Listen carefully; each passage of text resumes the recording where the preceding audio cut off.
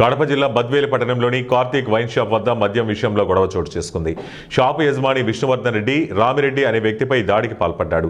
దాడి జరిగిన అనంతరం తన బంధువులతో కలిసి పట్టణంలోని హెచ్పీ పెట్రోల్ బంక్ వద్ద షాపు యజమాని విష్ణువర్ధన్ రెడ్డిపై రామిరెడ్డి ప్రతిదాడికి దిగాడు. పరస్పర దాడులు చేసుకున్నారు. ఇరువురికి రక్తగాయాలయ్యాయి. సంఘటనా స్థలానికి పోలీసులు రావడంతో గొడవ సద్దుమణిగింది. గాయపడిన ఇరువురిని ప్రభుత్వ ఆసుపత్రికి తరలించారు.